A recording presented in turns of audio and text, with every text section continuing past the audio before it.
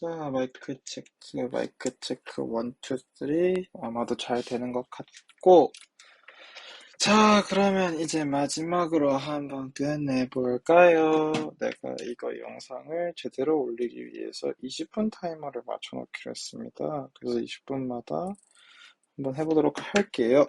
자, 그러면은 let's start. Hello, now we are doing Unit 3, Geometry and Trigonometry.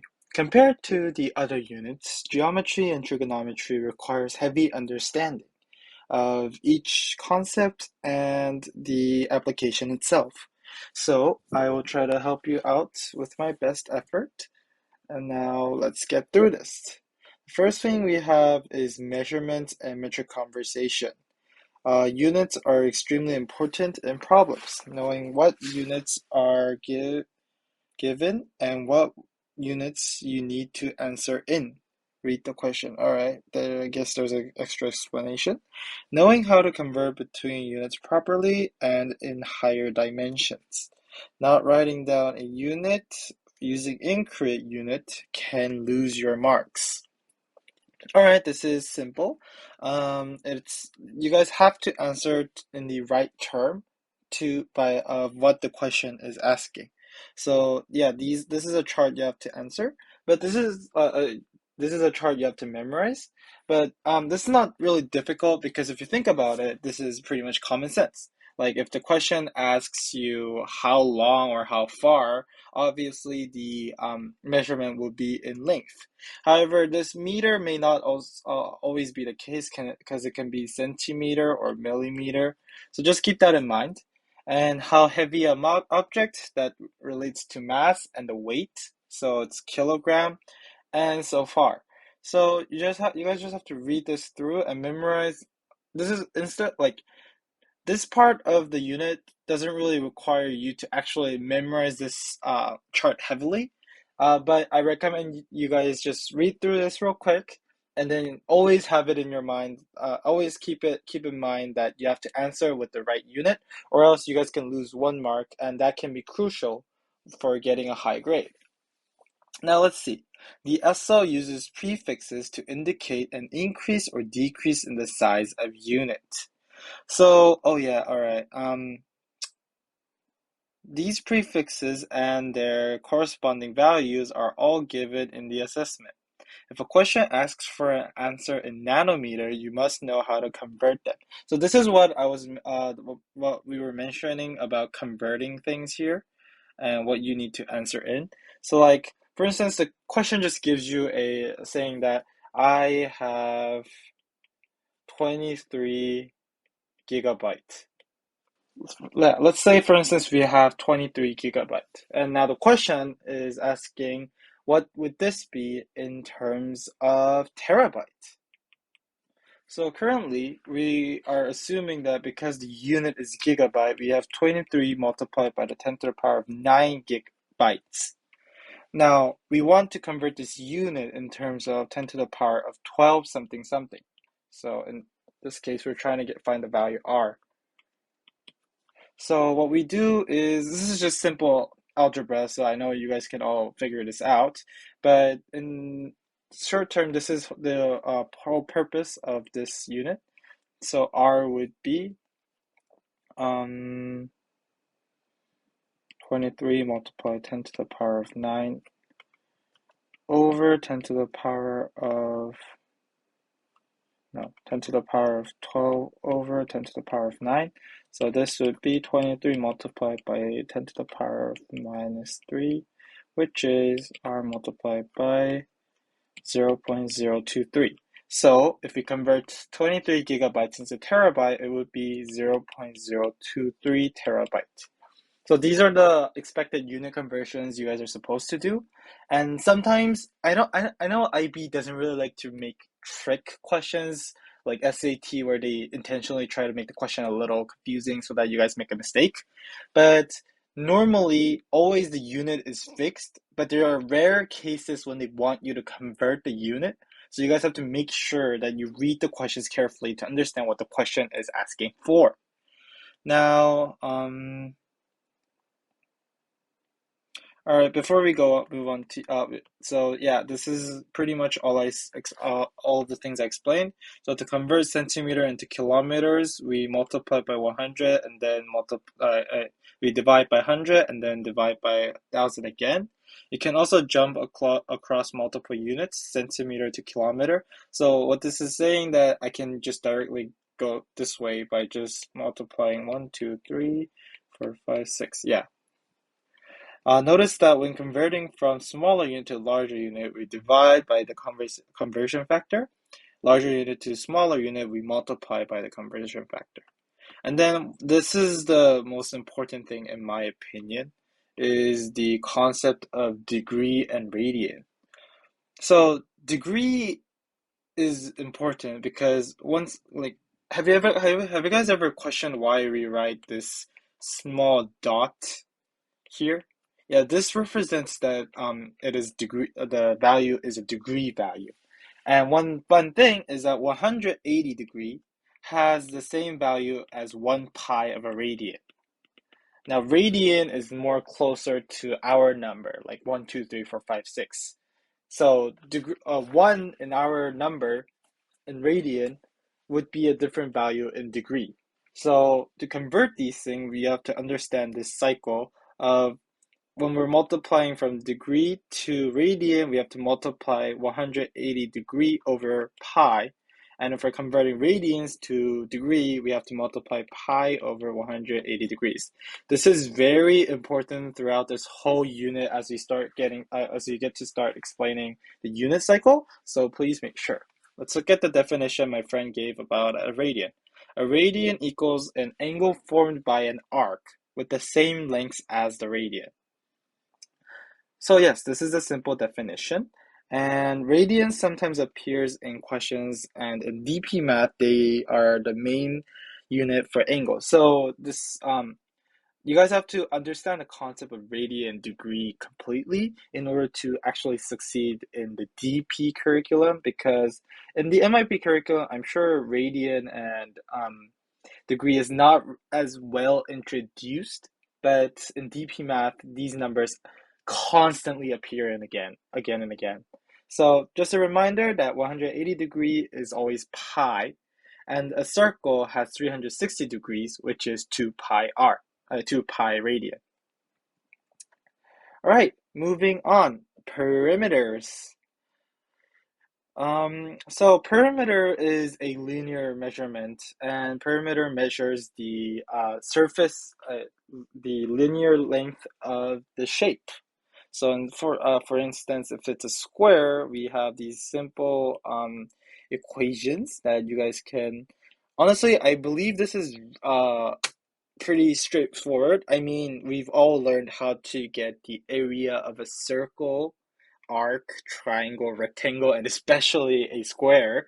So I wouldn't really in-depth explain this besides the arc part, but make sure one thing I really recommend before you take a test, especially as you go into DP, this is a very important skill. You guys have to have a last minute formula sheet. Now, what this means is that sometimes, even though in DP you have a actual formula sheet, there are specific formulas that are very useful but doesn't appear often. This means that you guys have to memorize these formula, but because the our curriculum is very large, sometimes people forget these important formulas and then they regret about, oh, I should have looked at that again. So I recommend having a separate document that lists out the formula you should just see right before the test to have a fresh memory and to solve the questions more easily. So in your cases, these type of, I'm sure you guys won't forget the how to get a area of a circle, but for instance, a sphere or a semicolon이라고 하나? No, 그 triangle, a cone or for instance, tetrahedral. So there are specific formulas that I recommend you write down as you study, and then at the last, like 10 minutes before the test, you just have a scoop look through, and then you guys won't have any problems. with formulas at least. So here we go. I'll just put like 5 stars because the standard for humanity of the most highest star rank is 5 stars. Well, all right.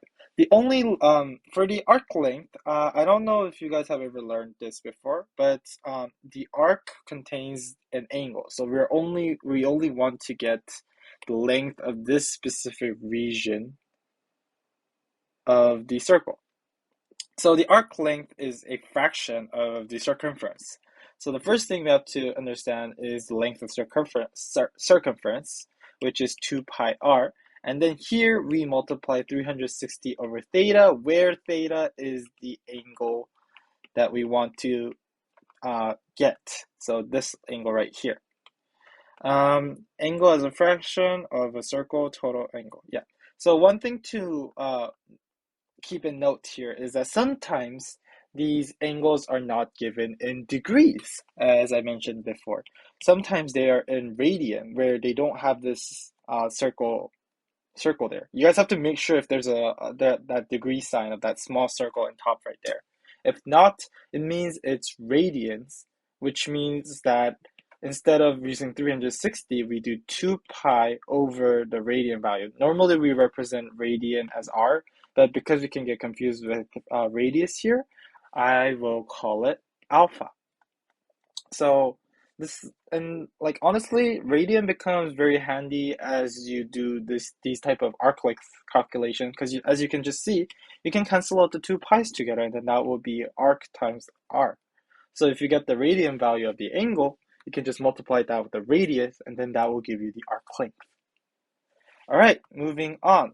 So these are not given in the exam, but they're very important. Yeah, so you guys have to memorize. And these are the practice questions. I'll just do one real quick. The door in the diagram is made from semicircle of radius r and a square with the length of 2r. All right, the perimeter of the door is 6 meters long. Find to the nearest meter the width of the door. So this is the width. So I guess the question is asking what the value of 2r is.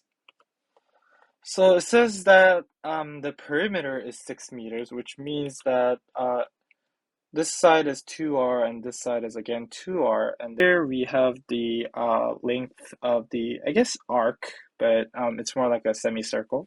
So it would be 6 meter is 2r plus 2r plus 2r plus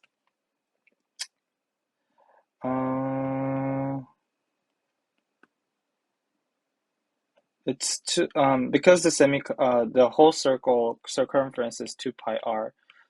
Divide that by 2 because we only have half is pi r. So plus pi r equals 6 meters.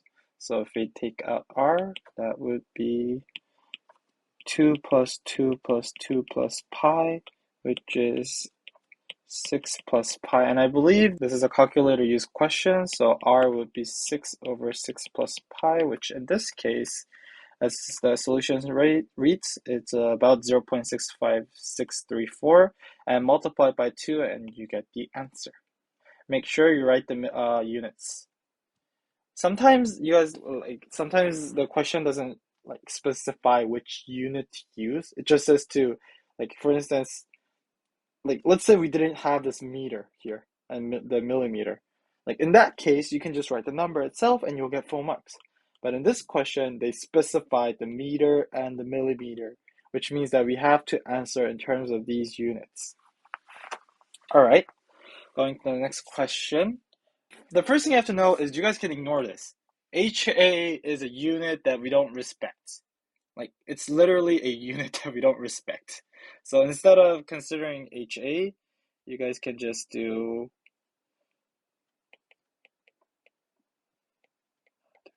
there we go, and vice versa on the bottom. So what you guys can notice as you see the difference between the linear units and the squared measurement is that the multiplication is squared. Here it's times 110, but in this section it's times 100. Here it's times 100, and here it's times 10,000. So what you can learn from here is that because square measurement is a measurement that is squared, if you were to convert units,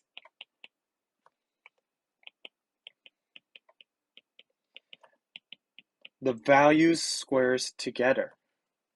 So, okay. So you guys have to make sure that if you guys converting units in areas, you guys have to square the value when converting units. So here, if we just were to practice real quick, so we want to convert 4.8 meters squared to centimeter. Since meter is,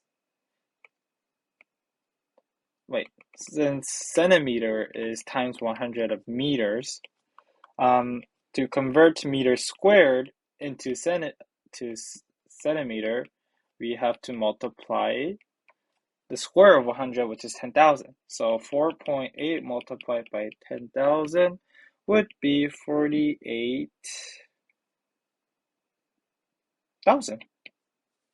Yep. So that centimeter square. Remember to put units. So this is just a quick practice, and I wouldn't be going over the area equation here because I kind of did on the top. So just read through this part, and if you guys want to practice, the page numbers are here, so you guys can go to the Haese Mathematics textbook and practice a little. Now we have surface areas. All right, surface areas of a three-dimensional surface area of a three-dimensional solid with plane faces is the sum of areas of the faces. Yes, just add together the areas of its faces. This means that the surface area is not the same as the area of the net required to make the figure. For example, the surface area of this shape would be the area addition of this whole diagram together. So, if the question states the face is missing, don't include it in your calculation. All right. So find the surface area of the rectangular prism. Now, sometimes this gets really confusing because they are not really clear on each, like every type of a question. Like you guys can answer, wait, if the top is missing, like if this place is missing, doesn't that mean we have to also calculate the inner areas too? No. We just assume that it's like a really flat paper-like place, so we don't calculate the surface area. So in this case, in this question, it would be 3 multiplied by 4 plus 3 multiplied by 4 plus 6 multiplied by 3 plus 6 multiplied by 3 plus 4 multiplied by 6. Yeah, so we are just only neglecting this side and calculating the rest surface areas. So that becomes 24 plus 36 plus 24. So that would be, all right, so this is pretty much it for the surface area. And finding the surface area of a square-based pyramid. Yes, there is no specific formula for calculating a specific perimeter of a specific shape. So, in this case, the lengths are given, and we are assuming that all of these lengths are 5, this length is 8 centimeter. So we're going to try to think of the net diagram of this shape, which, because it's a pyramid, something like this, where this sides are 5 and this part is 8. So we just have to get these surface area, the areas of this shape. So 8 multiplied by 8, right? Because these two lengths are the same, since we know these two lengths are same, we know that the triangle is a isosceles triangle. So it would look like 5, 5, 8, so it's 4, 4. And because this place is a right angle, we can use Pythagorean theorem, where 5 square plus 5 square equals 4 square plus, I'll call this length h. So h squared, so h would become 3. So it would be 3 multiplied by 8 multiplied by 1 over 2 because that's included in the area triangle function. And we have 4 triangles, so multiplied by 4. If you calculate this together, it will get 64 plus 48 equals 112. Yep, 112. So something like this. it's important to draw a net figure to figure out the surface area of a shape. Now, in a volume, now that we have finished the area, we're going to move on to volume, which means that we have to do the unit conversion for volume again. However, this is a little easier because this is the same concept as moving on from um, linear length to areas. So from since the normal unit of a volume is meter cubed or centimeter cubed, now here we multiply by 3 times of the original diagram. All right, so as compared to the original diagram, you guys can see how the conversion values are multiplied in a cubic factor. So as you can see from millimeter to centimeter, it was originally multiplied 10 and divided by 10, but here it's multiplied by 1,000 and divided by 1,000. So I don't think there's going to be any tedious questions that want you to convert the units of a cubic factor, but IB is a very unpredictable curriculum, so I am open to any chances. So here you can see how find the volume of the following. So volume equation for of this cuboid is 4.5 multiplied by 16.8 multiplied by 8. I don't have a calculator with me, so I'll see the answer, which is 605 centimeter cube. Yes, never mistake of cube, squared, and so on. So the volume of a regular polyhedra, right pyramid, right cone, cylinder, sphere, and yeah, these are the specific equations for how to get the volume of these figures. And as I mentioned about how you guys should make a last minute formula sheet, I recommend including these into the formula sheet that you guys will make. And I don't think I need to justify any of the formulas here. All right, then moving on. We're gonna do similarity and congruence. All right, and we have my friend here making a joke about how he drew this himself. So yeah, congruent, you guys have to understand the difference between congruent and similarity. First, if two figures are congruent, they are identical in every respect except for position. So as you can see in this diagram here, these two, I guess, ancient Homo sapienses have the exact height, exact features of having a bat and exact same clothes. The only difference they have is the position. However, looking at this Matrushka doll, we know that these two figures are similar because one has the same elements and same characteristics, but in different sizes. So as you can see, they have the exact same drawing, facial expression, but the only thing that differs between them is the position and their size. So congruent triangles are triangles such as this, where their length, their angle is same. It's just that they're in a different position. Same angle and same side lengths. But for the four tests you guys can do to check if a triangle is congruent are here. So the first thing is SSS, which is which stands for side, side, side. If the three sides of a triangle is same, you guys can assume that the triangles are congruent.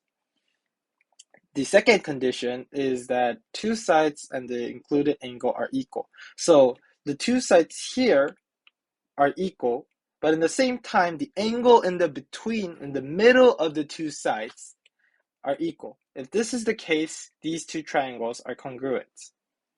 And the third condition is when the two angles and a pair of corresponding sides are equal. In this case, the angle doesn't specifically have to be the two angles around the side that are equal. The two angles can be any two angles of the triangle. But for this condition, you guys have to make sure that the angle between the two lengths that you know are same is the same, or else this condition doesn't work. So for instance, if I knew these two these two side lengths, but I only knew this angle, this I would not be able to justify that these two triangles are congruent. It has to be the angle in the middle. But for this condition, you guys can have any two angles, and that would prove that it is corresponding. Now, the final condition, and this condition is not really famous, but for right angle triangles, the hypotenuse and one other pair of the side are equal. So this one needs a little explanation, and so my friend drew the diagram a little bigger here to help your understanding, and gives an example about how there are two congruent, therefore all the other parts are also equal. So what my friend is trying to say is that first, we have to know the length of the hypotenuse. It has to be the hypotenuse. But the other length doesn't matter. Like I can know this length or this length. It doesn't really matter. Once I know that length, I know that the ratio between the angle is always the same for a right triangle because of Pythagorean theorem. So if we know that the angle is the same and the lengths are the same, that it connects to the first row and the second row. So I guess this fourth row is more on the addition of the first and the second row. Now, one thing to make sure is that these are for triangle congruent rule. They don't work on squares or any polygons that has a higher number of sides than a triangle. Second of all, don't get mixed with SSS and AAA. There is no such thing called AAA. It has to be side. If the angles are the same, that's a different condition that I'll introduce later about similarity. So here, we should only know that these are the four conditions, and these four conditions require both understanding and memorization. So please take time to take notes on this section. If you can prove a certain congruence, you can therefore deduce that all other sides and angles are also equal. So yes, if you were to have, like, for instance, if I have a triangle here and a triangle here, I know they have to look similar. And a triangle here with this guy a 30-degree angle, this is 5 centimeter, and this is 6 centimeter. And here we again have 30 degrees and 5 centimeter and 6 centimeter. Using the second rule, which was SAS, I know that these two triangles are congruent. However, this triangle gives information about how this side, how this side is set on 2 centimeter. So I can also understand that this triangle, I'll call this B and just triangle A. So because triangle A told me that this side is 2 centimeters, I also know this side for triangle B is also 2 centimeter. So these are the type of information you guys can derive as you know the congruency between triangles. Now that we have learned similar triangles, you have to understand similar shapes. So similar shapes have same angle sizes and same side ratios. So for instance, as my friend labeled in this diagram, A would be the ratio between A prime and A would be same as B prime over B as written in here. So this is the most important part. I will just highlight it for you.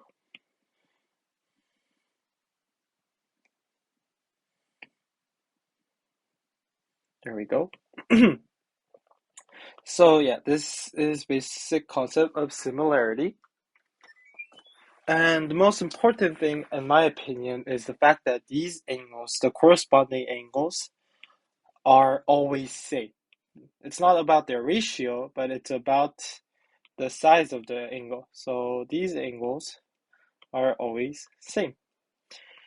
And then similar triangles. Yeah, now let's move into the specific shape triangle because IB loves triangles. No, I'm just kidding. They just oftenly appear in MYP curriculum. Yes, for a triangle to be similar, only one of these two conditions have to meet. The first condition, as adjusted above, is having the same angle ratio.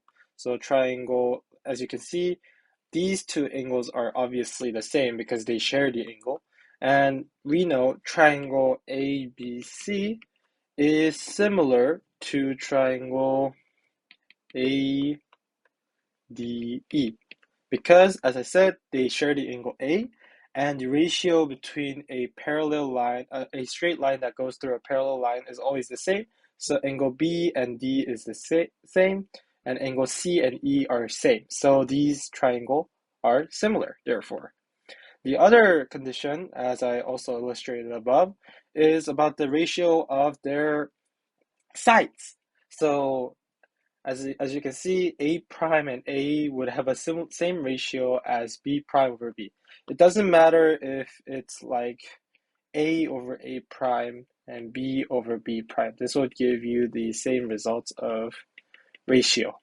The concept of ratio itself has to always stay constant in similar triangles. And therefore, if one of these conditions match, the other one also matches. So if I find out that they have the same angle, then that means that their side ratio is also the same. And if I find out that their side ratio is the same, it also means that their angle are same. So vice versa. All right. One thing to make sure is don't get confused between the similarity condition and the congruent condition, because sometimes it happens, and if you do, you'll get the question wrong miserably. So just have that in your mind. Now, let's do an example question. Establish that a pair of triangles is similar and hence find the lengths of x.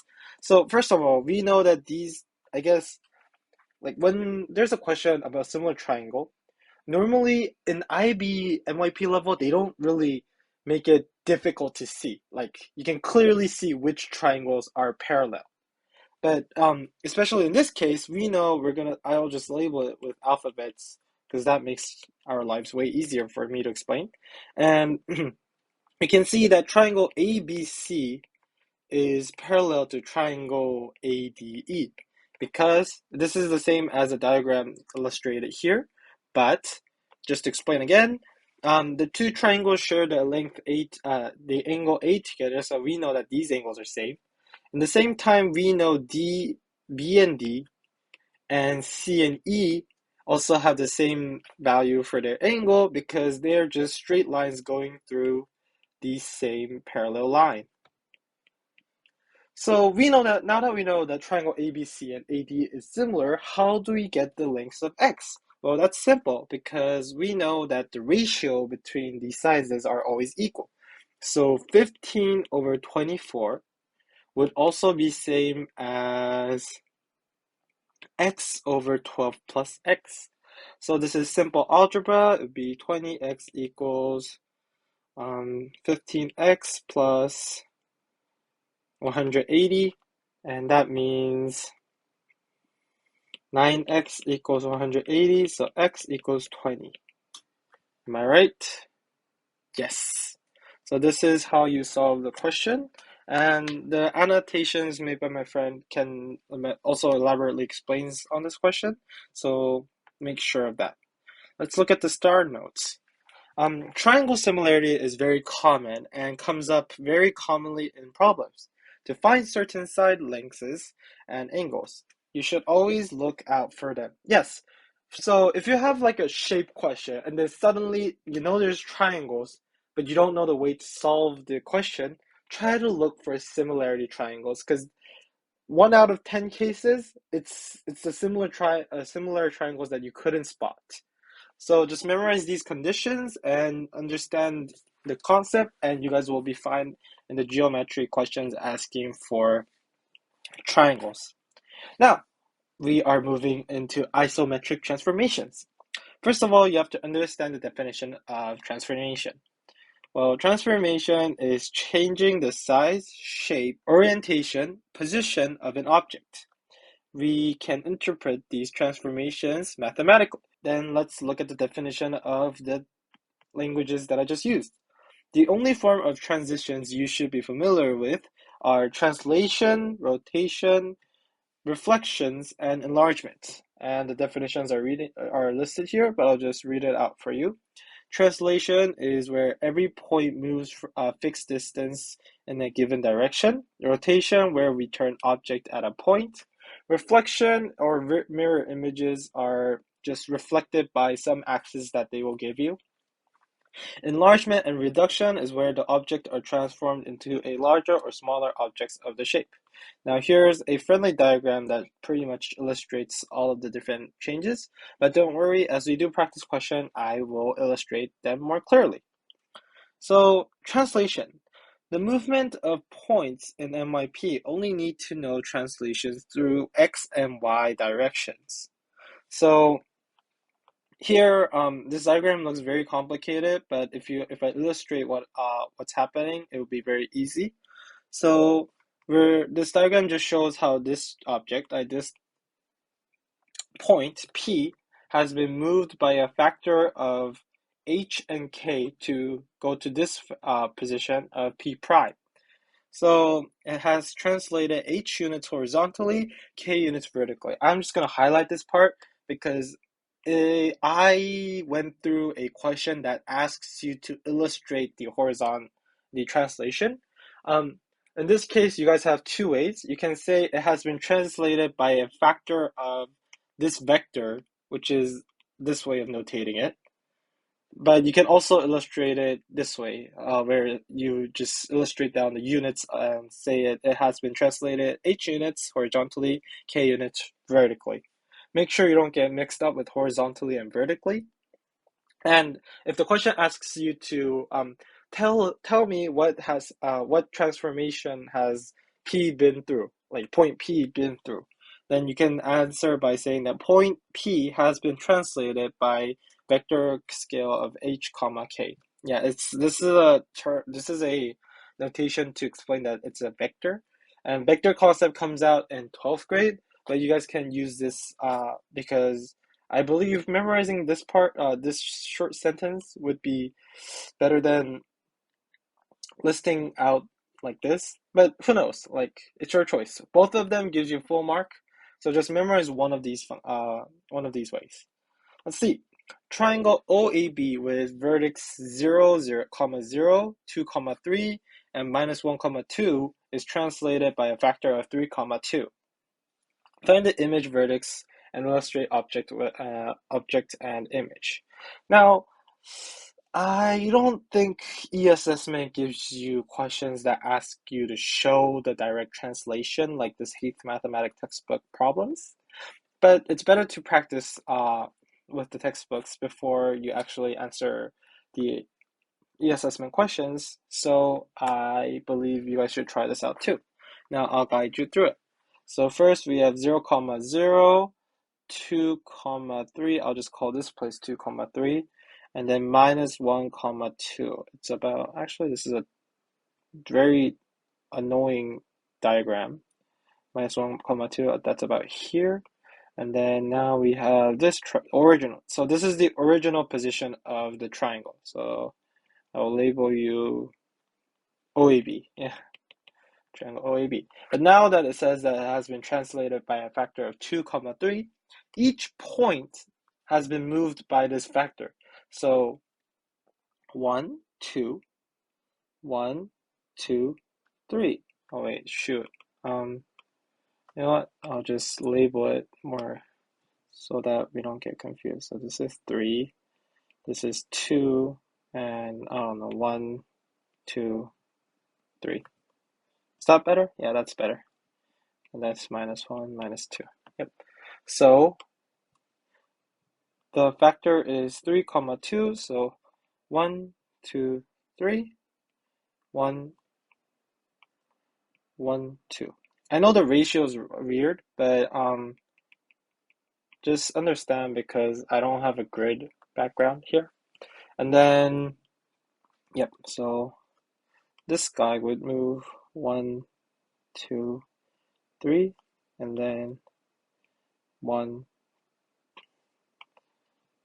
1, 2. So it's going to be here, which is, I'll just write the coordinates for you, which is 3, 2. And this guy moved by 4, no, 2, 4. There we go. And then our final dot, I'll do it in purple because I like purple. 1, 2, 3, and then 1, 2. So that would be 5, 5. So the final triangle we'll get would be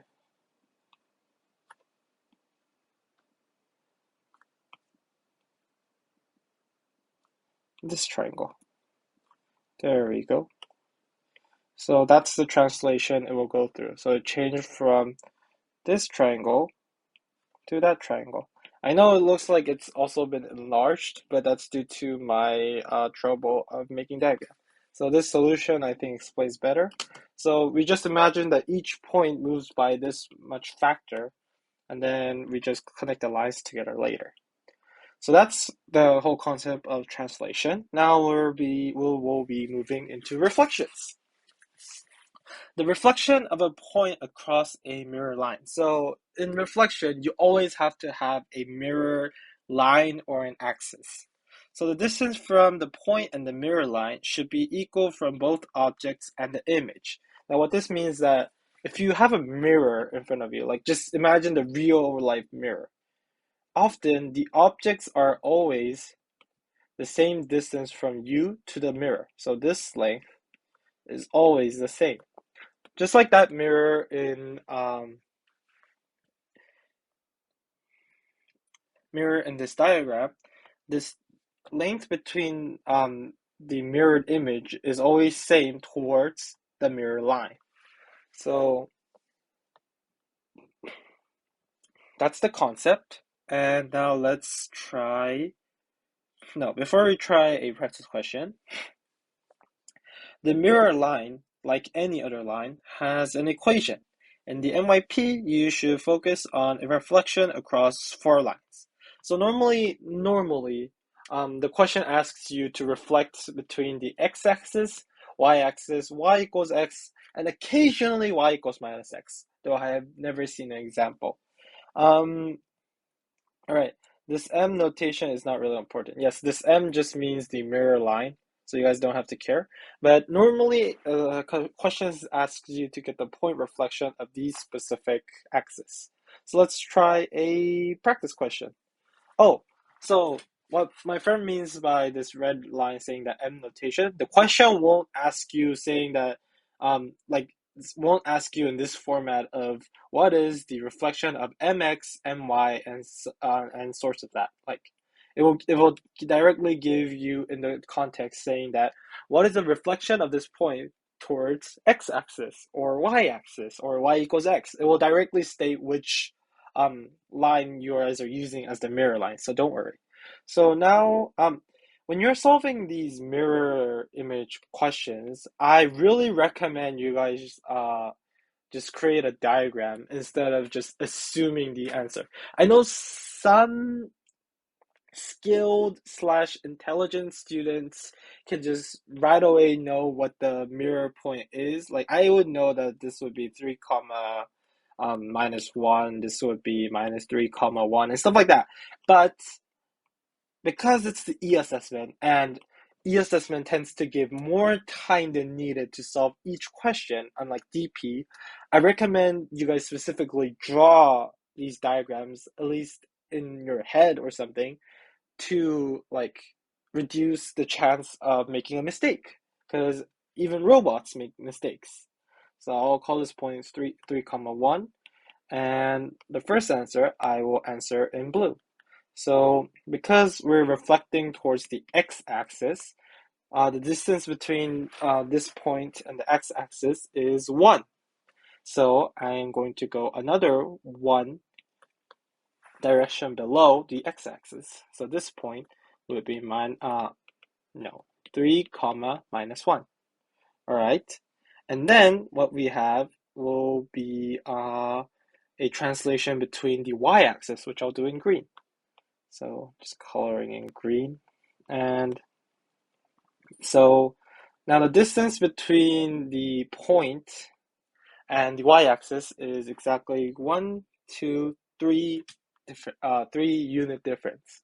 So we're gonna go 3 units in the opposite direction. So 1, 2, 3.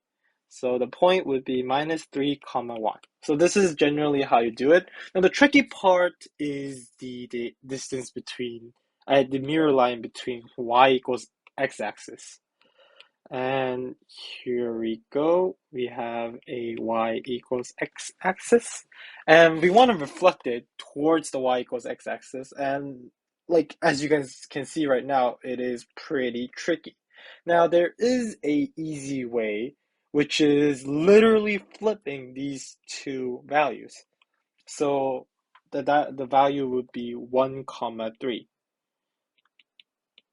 Now, how do I know this? The reason why we draw it this way is because in terms of x and y, in terms of x equals y, we have directly moved three value to the right and one value to the top because it's 3, comma 1.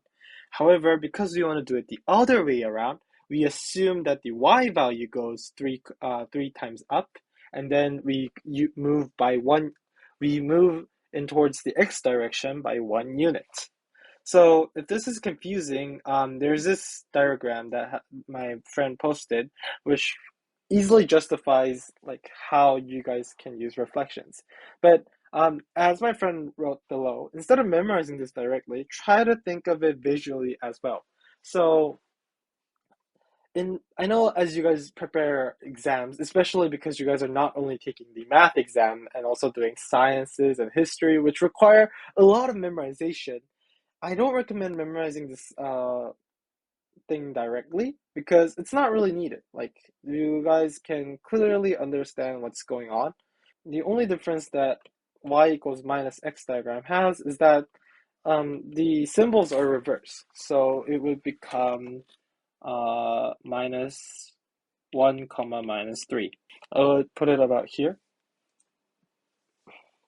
Yeah, so that's that. And yeah, this is all you guys need to know for reflection. Um, I know the concept's difficult, but if you guys think logically, you guys can figure it out without memorizing.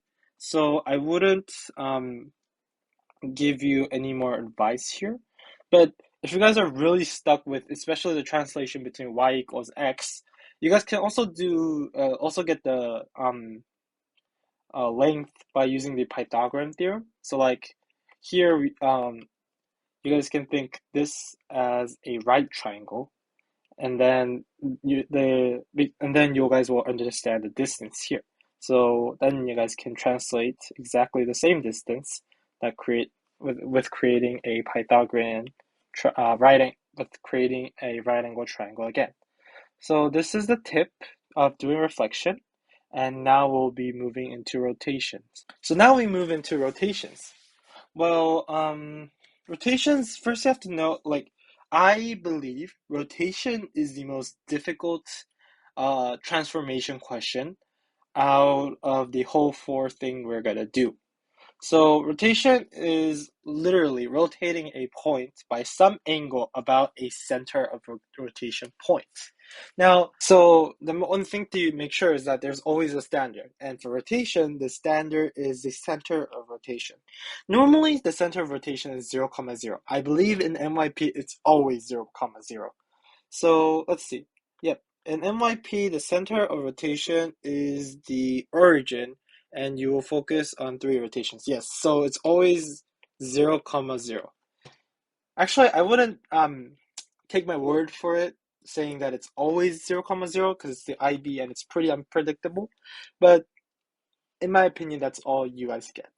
And the rotations normally they give you is about 90 degrees minus 90 degrees, which is also like 270 degrees, or 180 degrees. By the way, they can give you in radian form. So you guys have to understand if it's degrees or radian. Now, looking at the factor, we can understand that theta is always measured anti-clockwise. Yes, unless the theta's value is a minus, we always assume that the rotation goes anti-clockwise. So don't confuse this. Though if it's a minus value, for instance, minus 90 degrees, wait, I'll write that in blue to make it clear. you go this way. So it would be the angle, it would be 2770 degrees and minus 90 degrees. All right, so just have that in mind. And let's see. I think instead of trying to explain rotations without any context, I think using a practice question is the best. Because the diagram provided by the Haese notebook and my friend's note is way better than me drawing currently right now. So let's look at this.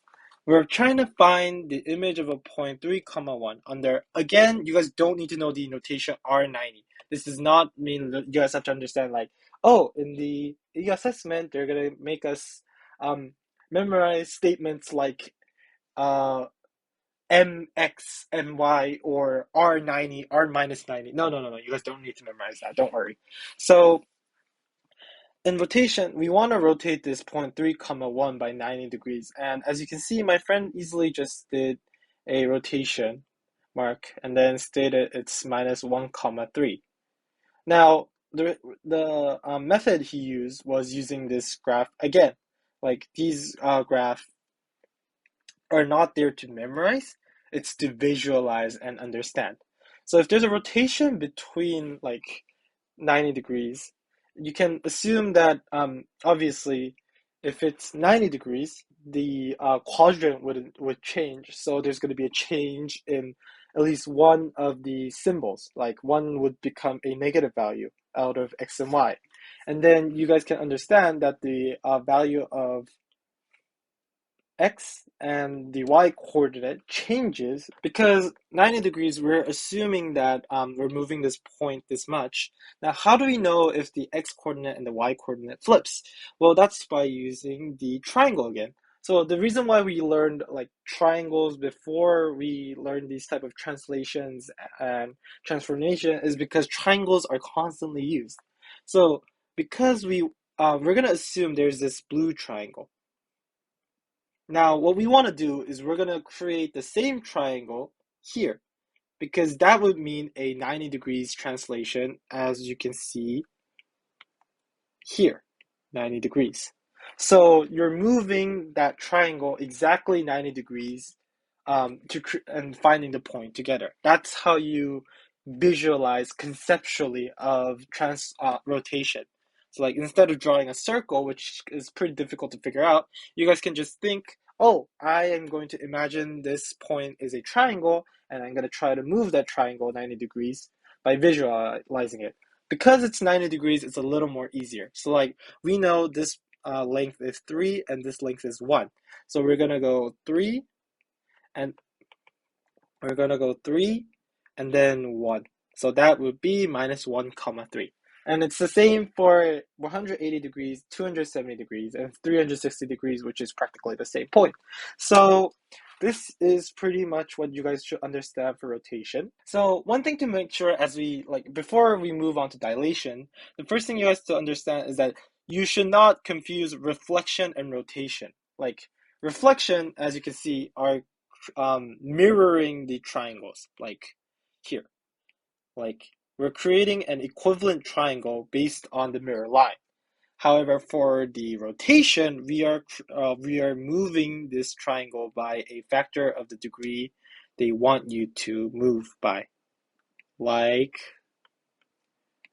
this. See the difference? Like mirroring is moving it, like mirroring is duplicating in the other side, and rotation is moving it 90 degrees, or whatever the theta degrees is. All right. Now the final chapter we have is dilations. Dilations is practically an enlargement or reduction of points. Now there's three main types, which is the first one, which is center of dilation at origin. Now, dilation is a comparably easier topic than rotation or reflection. So we normally don't only do it from the origin point because um for reflection and rotation, we normally do it from the origin or like a standard axis like y equals x-axis, or x-axis or y-axis, or such like that. However, dilation can change. But first, we have to understand the concept of dilation by comparing it to the origin. Now, this diagram is just showing to use triangles when doing dilation, but I will explain this in depth as we do the practice question. So this red line goes straight through the zero, the object, and the image. If k changes, then the image will move across the line. So what you're saying is that I assume this question was asking like to enlarge the point from origin by a factor of k, as the question addresses. But don't worry, I will explain this more clearly as we do a practice question on the right here. So if k, like the factor they want you to increase by, is bigger than 1, it's enlargement. If it's lower than 1 and bigger than 0, it's reduction. If it's in a negative scale, that will not come out. It will not come out in your MYP exams. So let's see. Consider the triangle ABC with vertex 1, 1, 4, 1, and 1, 4 under a dilation with center 0. So the standard is 0, 0, 0. And scalar we want to dilate it by a scale factor of k equals 2. So using the triangle, I will call it the triangle method, as my friend told us to use triangles because that's the most easiest way. What we're trying to do is we want to multiply each vertex of the triangle. So I guess the original point is this triangle here. Like the original point, we're only looking at point C currently. So we can draw this triangle representing the point C, which is, as the question states, 1, 4. But as we dilate it, as we enlarge it by a scale factor of 2, we're going to multiply 2 in each vertex. So here it's going to go up to 2 point, and here it's going to go up twice as it originally did, because originally we went 4. The height was 4, but here, because we multiplied 2, the height would be 8. So we imagine this triangle, which has been enlarged. So it's like similar triangle, but we're multiplying by a certain scale. So the point becomes C. The new point of C would become this point. So if you guys just do the same for like A and B, I'm not gonna do it right now because it's gonna look really confusing with different triangles with different colors. But that's the whole concept of dilation. You draw triangles to make it smaller or bigger. So for let's do another one for this question B though. Like, don't think of this triangle yet because that's the answer. But let's look at point B. Point B currently is a triangle right here. We'll draw it in blue because it looks good. So currently point B is in a position of 4, 1. And that means that the triangle has a side length of 4 and this side length of 1. But we want to shrink that because it's a reduction by a scale of 1 over 2. So we want to shrink this into half, which is exactly this triangle right here. Yeah. So we know that now this point is the new B point because we drew the triangle and we reduced it by a scale factor of 1 over 2. So this is generally the concept of dilation, and it looks tedious, but these tedious works are going to get you the mark. So please just understand the concept, and then you guys would be fine with the geometry shape questions. Then let's see a little more. So as I said, introduced, like there are 3 main types of dilation, which is the origin dilation, so center of dilation at origin, and vertical dilation and horizontal. Correspondingly, we have the horizontal dilation. So vertical dilation or vertical stretching is just increasing the factor of that point vertically by the given scale. So here we're assuming that the question asked you to vertically stretch by a factor of k. So what we want to do is the x-coordinate stays the same if it asks us to translate vertically. But the y value, so the vertical value, stretches by a factor of k. So we can simply think that we are multiplying k in the y coordinate. So if the value was x comma y, if we vertically stretch by a scale factor of k, it would become x comma ky. So this is much easier than drawing triangles like the center of dilation of origin. But the only thing you guys have to make sure is that vertical is the y and horizontal is the x. Now let's briefly, even though horizontal dilation is vice versa by vertical stretching, let's just briefly look into it. Now notice in the horizontal dilation, the y coordinate stays the same. So it's the opposite to vertical dilation. The y value stays the same, but the x value changes. So in this case, if the original coordinate was x comma y, and we want to horizontally stretch by a scale factor of k, we would multiply k to the x coordinate, so it would become kx comma y. So that would be the dilation stretching you guys would do, or reduction if it's lower than 1. So that's it for the four type of translation and four type of transformation.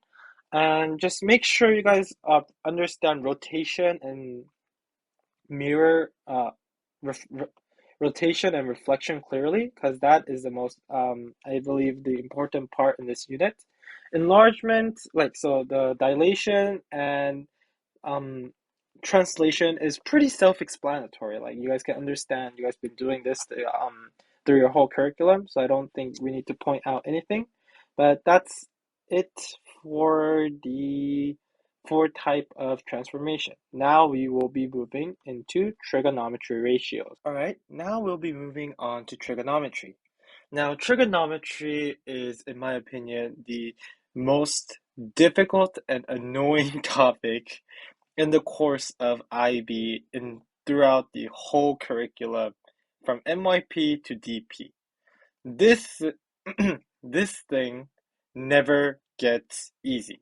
So you guys have to build because studying is a part of the process that you build up again and again.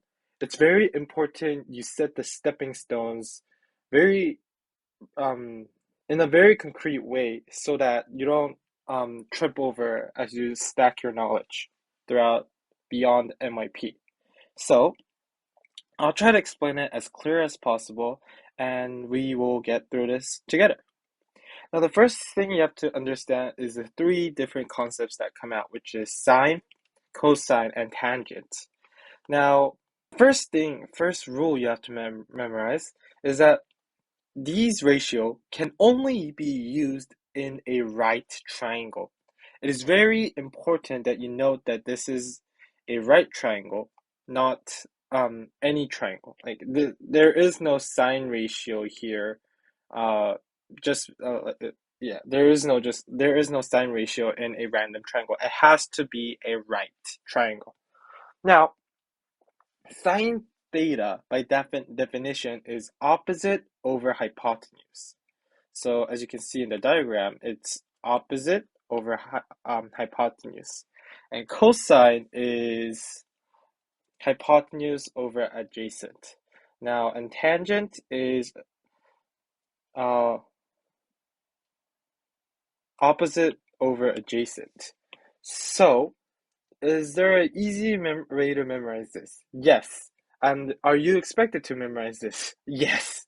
So, there is not really a way to easily memorize these ratio at first. It is very important you guys just practice again and again to make yourself familiar with this topic.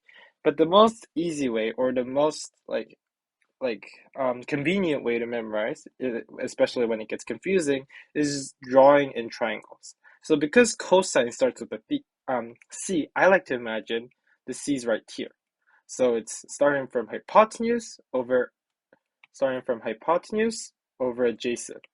On the other hand, tangent, it is t. So in a I forgot the name. Latin way of writing the t, I assume that it's opposite over adjacent because it starts from adjacent and goes towards the opposite. So the starting point is this letter that starts below, and then the final point is the numerator. So it's the number on top. So end. All right. And then S, I actually don't really have a good way. I think I knew like there is a Latin alphabet of S, which kind of looks like this. And so some people start memorize it by drawing it like that way. So it's you start with the hypotenuse and end at the opposite. But I know this is not a good way. So just memorize the C and the T, and if you just like vision this diagram clearly, you guys won't have any mistake confusing the definition of sine, cosine, and tangent.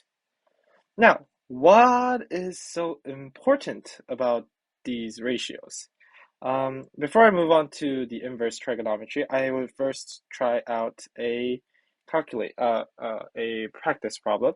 All right, it says that find x round to three significant figures of this in this diagram.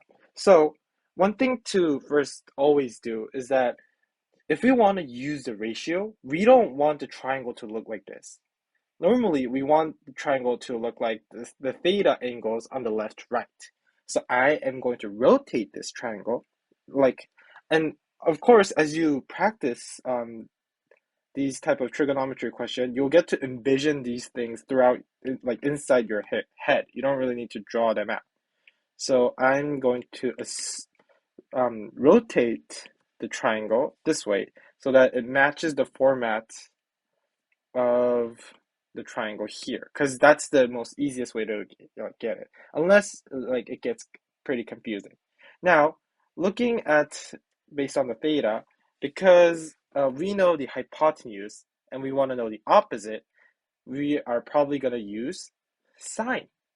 So this is going to be sine theta is going to be 9.6 over x. But what is theta? In this case, it's 61 degrees. So this is going to be a just easy one variable algebra that we can solve through a calculator because we don't know what the value of sine 61 is. So each angle has their own ratio value. So you guys don't need to memorize any of it, of course. Like you guys are not going to memorize 360 values of angles, but you guys have to understand that like figuring out which angle to specifically use. And the fun thing about these type of ratio is that because they're always happening in a right triangle, it's okay if we just use the direct triangle here and just flip it over like this. So I just rotated the triangle for our convenience, but it's also okay as you practice, because we know this place is 61 degrees and this is a right triangle, we can easily get this angle that is 29 degrees because we know the three sum of the angles in a triangle is 180. So in this case, here is 9.6 and the length we want is here x. So it's also possible to use the cosine, which is adjacent over hypotenuse. So it's wait, let me just clarify. Yep. So it's going to be cosine 29 degrees equals 9.6 over x. So supposedly this will give out the same angle. I'm going to talk more about how the relationship of cosine and sine is very how cosine and sine can have an inverse relationship as I explained the unit circle. So don't be confused that sine 61 and cosine 29 has the same value yet. So the answer looks like this. And now we will be looking into what the inverse trigonometry function is. Now, inverse trigonometry function, unlike other functions, you guys should not get confused. Now, in inverse of the inverse trigonometry function, they developed a specific way to represent the value of inverse, which I hate the mathematicians for this. Is the trigonometry to the power of -1, like, yeah. And as it's labeled in my friend's diagram here, it's sine -1 over x. So you guys are gonna like direct you guys are going to question right away that isn't this just 1 over sine x? No. Now this gets a lot of students to make mistakes. Sine to the power of -1 does not mean 1 over sine. It means the inverse function of sine x. So if y equals sine x, the inverse wait, no, yeah. So do not get this confused. Then you guys are gonna get asked, like, how do you represent 1 over sine then? Well, that later comes out in the concept of CSC, but you guys don't have to know this. Like, in your level, 1 over sine almost never comes out in test. So if there's sine to the power of -1, that's an inverse function. Now, what exactly are these inverse function? Like, so the inverse function is normally in a sine function, we get a ratio. Like, we get a value between, if there's a graph of y equals sine x, the range is throughout -1 to 1, because it's a ratio, especially the length between triangles. Now, however, in the other hand, y to the sine -1x, so the inverse function, or this can also be represented as arc sine x. These are the same thing, by the way. In this case, the domain, because it's an inverse function, the domain becomes -1 to 1. So if we think about it, y equals sine x graph gives us a ratio when we plug in an angle. So the x is an angle value and the y gives out a ratio. So the inverse function, on the other hand, if we plug in a ratio, it spits out an angle. That's the concept of inverse function. Now let's actually try to solve some questions using the problems listed here. Yes, again, I have to fuss this many times. It only works for right triangles. I'll give you like 3 stars here. It's only applicable in right triangles. You guys have to memorize this. Some students just use like, oh, I know the sine ratio, so I'm just gonna use use the sine ratio on a triangle that looks like this. No, please don't. Never. It only works on right triangles. All right, I'll stop. Now, let's try doing some of these questions. Yes, because in this case, we know the ratio is that ratio of opposite over adjacent is 4 over 7. We know that the ratio of opposite over adjacent is tangent. So we know that tangent theta is 4 over 7. So because we want to get the value of theta, when we put it in a calculator, we would ask for theta equals arc10 over 4 over 7. Or we could be represented as tangent to the power of -1, 4 over 7.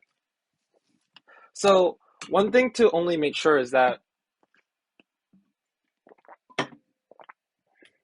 annoyingly, if you plug this in a calculator, it would actually give you the value of 1 over tangent 4 over 7, which is very, very annoying, since mathematicians have agreed that a sine ratio to the power of -1 is an inverse, but then the calculator just calculates it this way.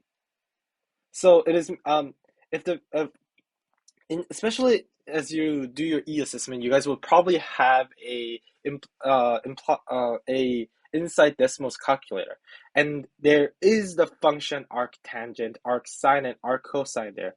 So if you're plugging in a calculator inside Desmos, you guys have to use the function of arctan instead of 10 to the power of -1 because they give you this value. Because same goes for these questions. As I said, because this triangle is flipped a little and we don't like to flip triangles, I am going to draw a diagram inside my head, assuming the triangle looks more suitable to the diagram that we learned from. So it's going to be 2.67 over 5.92. So since this is a cosine ratio because it's hypotenuse, adjacent over hypotenuse, this is going to have a value of cosine theta of 5.92 over 2.67. So if you want to get the value of theta, we would do theta equals arc cosine 2.67 over 5.92. There we go. So this is the concept of finding the angles using trigonometry. It's not going to come out more difficult than this until you get a question about the unit cycle, which is referenced down here. But until then, this is all you have to learn. So in this diagram, this just is explaining how we should always rotate the object so that it fits the way we want to look at. So the triangles, often it wouldn't be drawn this way because this would be a lousy triangle.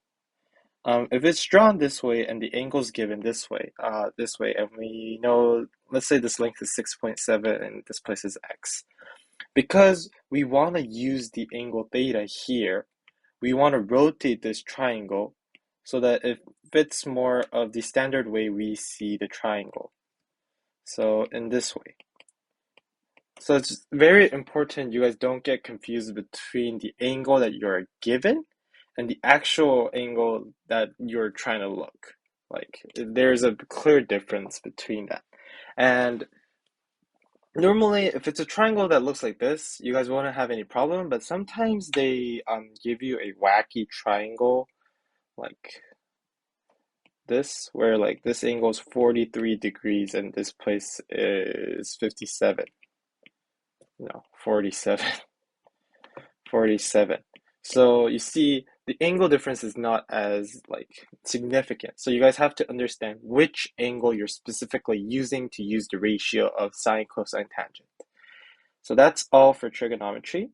And before I move on, I also want to put another red note here. Only applicable for right triangles. I cannot stress this enough. You guys have to understand that it's only for right triangles. All right, bearings. Now, bearing's very easy. I honestly think bearing is the most straightforward unit out of all. It's just that there's just one TD thing you guys have to remember. So, bearing chooses the direction angle of a particle of a point relative to the true north. To true north. So, what does this mean? That bearing is a point of it, like the directional angle for which point we want to face. For instance, if I have point A and point B, like how am I supposed to describe at which angle should B face to look at A? Like how am I supposed to describe that? So mathematicians came together and to agree that for each description of bearing, the angle, so the 0 degrees is the north side. So this part here is 0 degrees, which is kind of weird because normally we like to start at the x-axis. So I would assume this place is a 0 angle, but no. The north is a 0 degree. So because we want to face A, we're going to draw a direct line facing towards A. And from 0, we're going to go clockwise. And this angle here, I'll call it theta, is the bearing for B to A. Now, the wording here is a little tricky. The wording here comes as bearing of B from A, which is facing north at A, then turning clockwise until you face B. So as seen in the diagram. So because we want to find the bearing of B from A, we're going to start between the A north, which this place is going to be 0 degrees, and then we're going to turn until we face B. So it's 72 degrees. And the other way around, bearing of A from B. You guys have to understand that it's from, so the position after is the starting position. So at start, we start from B, and then we face towards north. So this is 0 degree, and then we turn until we look at A. You guys have to make sure you guys go clockwise. You guys just can't. You guys can't go. Well, this part is smaller, so I'm gonna go this way. No, that does not work. You guys always have to start at north and move clockwise. So yes, these two opposite bearings always have a difference of 180. So if the two positional bearings, so like A to B and B to A, the difference between them would always come out as 180 degrees. This is not a trick that really comes out often, but it's a good skill to memorize to reduce time. Now, I am moving into solving for unknown bearings and length. Require basic use of trigonometry ratios. Yes. So the reason why we learn bearing and the reason why we learn trigonometry is to solve these type of questions that ask for a bearing between two different locations. So let's look at the question. Starting from A, I'll call this place A. Yay, you're A.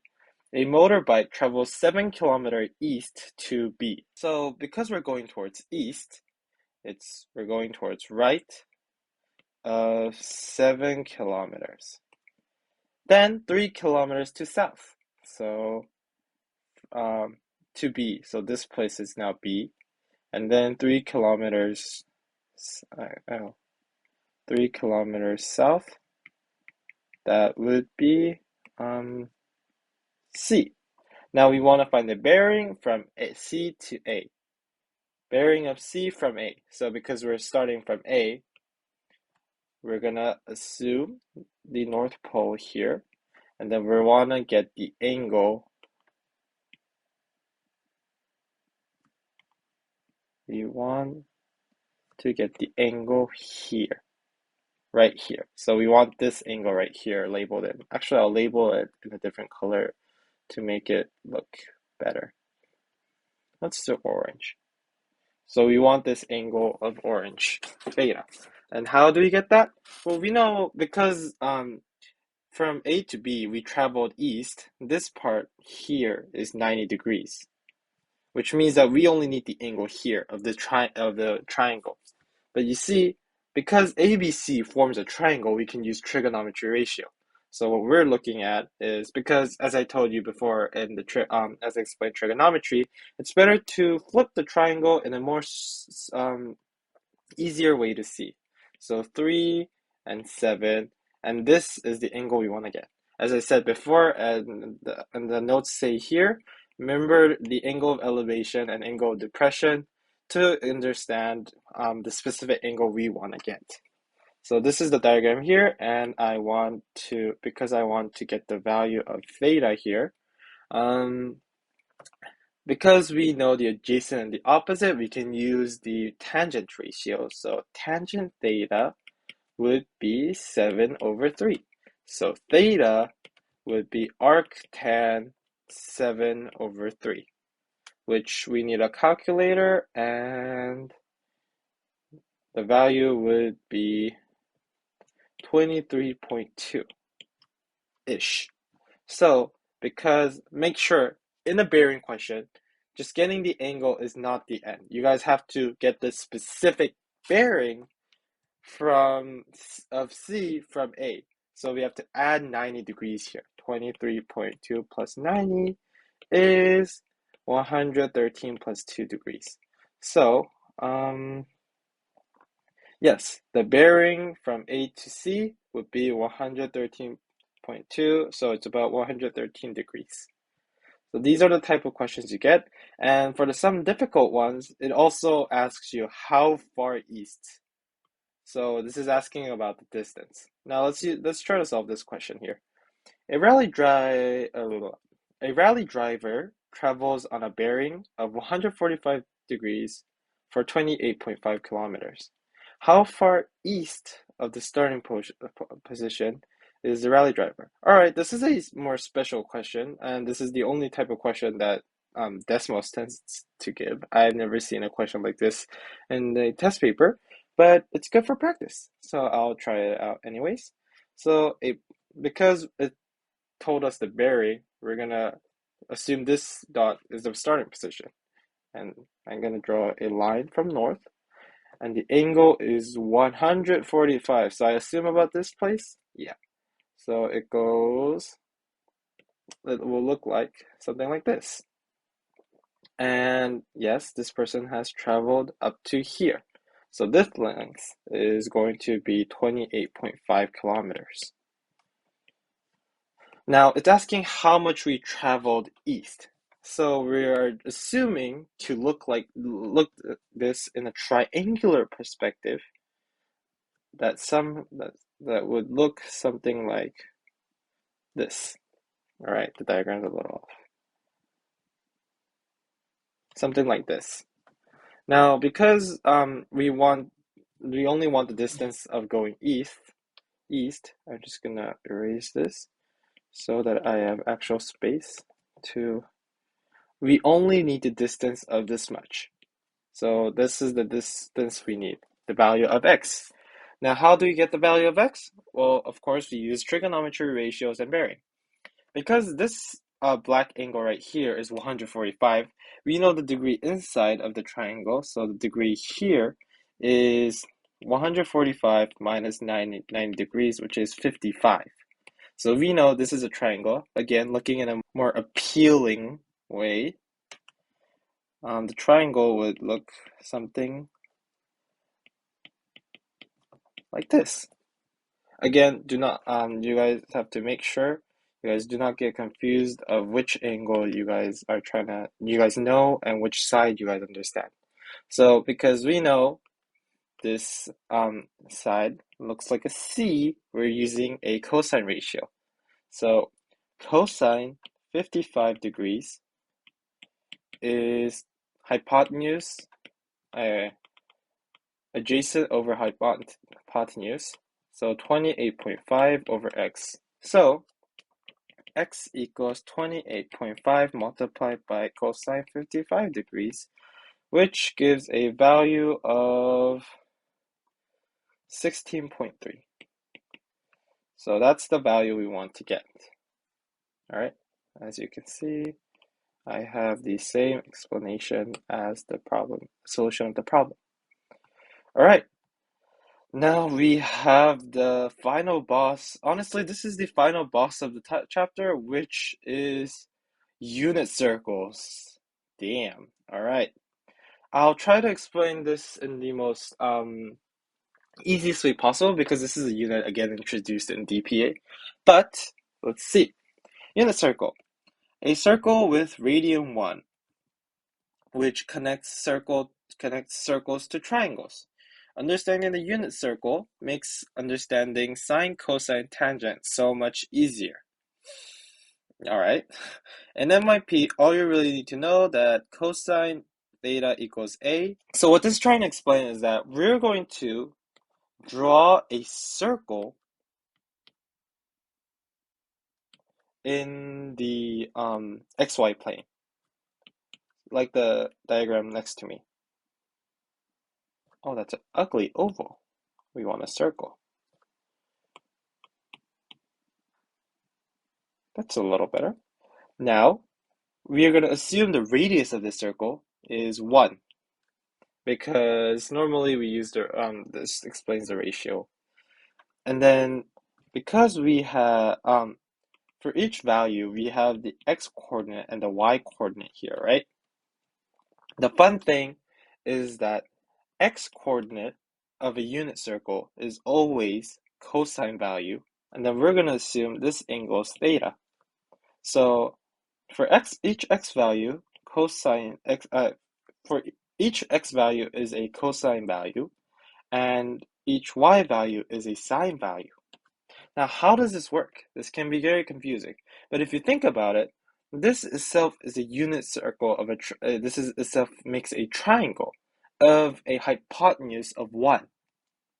So, because we know that sine ratio and cosine ratio is opposite over hypotenuse, and cosine is adjacent over hypotenuse. But because the hypotenuse in this case is 1, we only need to get the opposite value to get the sine theta value. Opposite and the adjacent value to get the sine theta value and the cosine theta value. So then how do we get the opposite value? Well, surprisingly, because this coordinate contains the information of x and y, we know that this length is y, and this length is x. So the adjacent is x, and the opposite is y. So sine theta just becomes y over 1, which is just y coordinate, and cosine theta becomes x over 1, which is just the x coordinate in the unit circle. So this is the concept of a unit circle, and how does this help? Like, how does this yeah, all right, that's just the explanation of a sine theta and cosine theta value in a unit circle. Now, how is this applicable? Well, the fun thing about this thing is that this first gives the information of sine squared plus cosine squared is always 1. And the ratio of sine multiplied by itself plus a ratio of cosine multiplied by itself is always 1. Why? Because as this circle shows, the equation of this circle is x squared plus y squared equals 1, because the radius is 1, and this is the unit circle, not the unit circle, this is the circle equation. But as I said, because x is cosine theta and y is sine theta, we can also represent it as cosine squared theta plus sine squared theta is 1. So we get the equation that sine squared theta plus cosine squared theta is always 1. You'll be surprised to know how applicable this equation is. This is a very important equation that you guys have to understand. And it is derived from the unit circle. And if this was it, I would not have explained unit circle. I would have just explained this equation and told you to memorize it. Now, the real true beauty of unit cycle comes from this graph here. Now, this can look very confusing at first, but don't get scared yet. So, this is a representation of where sine and cosine graph comes from. We're going to assume the x-axis is the angle. So, the x-axis of this graph is the angle, and the y-axis is the ratio of sine theta and cosine theta. As the angle theta increases, we see a pattern in the value of sine. Because why? Sine and cosine. Because why? It's as explained in the unit cycle, the coordinates repeat again and again and again. And that value is sine theta and cosine theta. So as you see, the cosine graph starts from 1. So I assume this place is 0, and then the graph would start about here. Cosine graph starts at 1 because, as the unit circle states, the starting position is 1, 0. And what did I say? The x coordinate is cosine theta. So cosine theta, so cosine 0 degrees starts with 1, and sine 0 degrees starts with 0 because the point is 1, 0. And then as it goes towards, let's say, 3 pi over 2. Yeah, here. This is a fun position. 3 pi over 2 is 270 degrees. So it's about this place. So this position of 0, comma, minus 1. Because the x-coordinate is 0, we can understand that cosine theta would also be 0. And because the y-coordinate is minus 1, we understand that sine theta is minus 1, as seen in the diagram here. The red represents sine theta, and the blue represents cosine theta. So as can be seen here, 3 pi over 2, cosine 3 pi over 2 is 0, and sine 3 pi over 2 is minus 1. Example, so these are the critical angles, in my opinion, that should be memorized. And this is the whole concept of unit cycle. So unit cycle helps you understand how the specific ratios are derived besides using an actual triangle, which is difficult to see because we can have so many different angles and shapes of triangle, but the circle is always centered and in the right way. So the only difference is that the radius is always 1 for this triangle, for the circle. Moving on, graphing circles. As I briefly mentioned before, the equation of this circle was x squared plus y squared equals 1 as addressed here. The only thing you guys have to understand in the MYP level is changing this value which is changing the radius. So if it's x squared plus y squared equals 16, the radius would be 4 because we want to root this. There's a specific way to drive this formula, but that is too early for your level. And the moving of circle is dealt in another video, so check that part out. All right, we are heading towards the final chapter, which is sine rule and cosine rule. And sine rule, cosine rule is honestly why we learn trigonometry in grade 10. These are the crucial rules that can be applicable in many different situations. So there are, well, my friend also listed here. These two rules are inevitably useful, but not given in the formula. Please memorize them. So these formula you guys have to memorize. All right, I'll make it. Yay, we have 5 ugly stars. All right. So the sine rule. If any triangle ABC with side ABC, AB and C units, and opposite angle AB and C respectively has the ratio of these equation. Now, different to the sine cosine ratio, these rules can be used in any triangles. So it's not restricted to right triangles. These rules can be used to any triangles in shape and form. That's why it gets confusing because the sine, cosine, tangent ratios can only be used in right triangles, but the sine rule can be used in any triangles. That's what makes it confusing, and that's why I had to emphasize again and again that sine rule, the ratios can only be used in right triangles. Now, what exactly is this rule? So, if we have a triangle here that doesn't need to be a right triangle, I'll call this angle theta, this angle mu, and this angle lambda. All right, and we have the sides A, B, and C. Because theta opposes the side A, we know that sine theta over A has the same ratio of sine mu over B, its opposite angle. Also, the value of sine lambda over C would also be the same because they oppose each other. Because the lengths oppose the angle value, which also, by the way, works for the other way around. So it doesn't matter if A is the numerator or the denominator.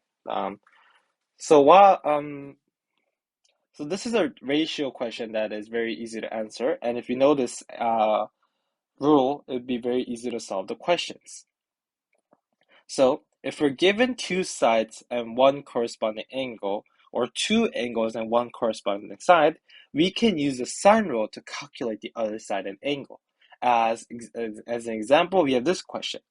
Using the sine ratio, we know that 18 over sine 41. Remember, it has to be a sine. Don't get confused with cosine or tangent. It has to be sine. There's a reason why this rule is called sine rule. It always has to be sine. And x centimeter that we want to get would be sine 113. X would be x over sine 113. So we know that the value of x would be 18 multiplied by sine 113 degrees over sine 41 degrees. So that is exactly how you get the length of the unknown when we have two lengths and two angles. Use the form of the sine rule when the unknown is in the numerator.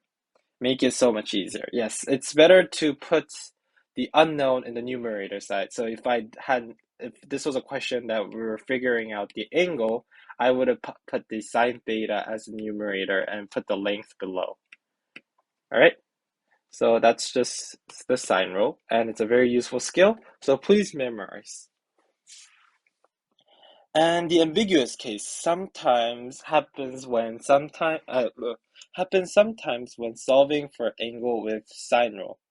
So I guess this question is asking, in triangle ABC, AB equals 12, AC equals A, the angle B measures 28, find, rounded to one decimal place, the measure of angle C. All right, I see what this question is trying to do. So, in terms of angle, there's a trap that can happen, which is as listed here. It's the ambiguous case. Now, what the ambiguous case is, there are two types of angle that satisfy the condition. For instance, as listed here, we have two triangles here. First of all, don't look at this diagram here yet. First, look at this part here. We have A, B. We know that the length of AB is 12 centimeters, and the angle B is 28 degrees. The only condition we haven't listed is that C is 12 centimeters. However, C can have two positions. C is 8 centimeters. However, C can have two positions, as seen in this diagram.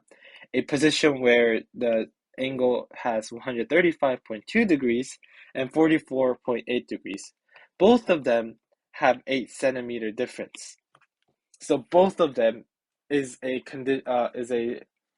applicable angle, an applicable answer to this question. Then, how do we know if there's two values? Well, with nothing else, we can't know which angle is correct. In order to answer the above question, we need extra information. Like, for instance, the angle of C is bigger than 90 degrees, or it's lower than 90 degrees, something like that. So these type of conditions determine like your level of getting 7 or a 6. So it shows how, in terms of ambiguous cases, we can have two different answers that are both correct in their own ways. But if there's a question saying that C is bigger than 90, make sure you guys look into the conditions very well and notice that, oh, this question is asking for an ambiguous case. Or sometimes the question just asks for both of the answers. So in this case, 44.8 degrees and 135.2 degrees are both answers. So make sure to figure that out. And how do we figure that out? Well, that's easy. First of all, notice how the two answers have add up to become 180 degrees. So the simple way is, normally if you put it in a calculator, so of sine theta over 12 centimeters equals sine 28 over 8, it will give you the value 44.8 degrees, because Calculators naturally tend to give you the smallest value possible. But once you have realized this is an ambiguous case, you can simply just minus from 180 to get the other angle possible. Obviously, you guys have to check if this answer is an applicable answer. What I mean by this is, for some instance, maybe assume 28 was like not 28, maybe it was 50 degrees. In this case, we all know that 135 is not a suitable answer. Why? Because 50 plus 135.2 goes over 180. So there are specific conditions outside of the listed question.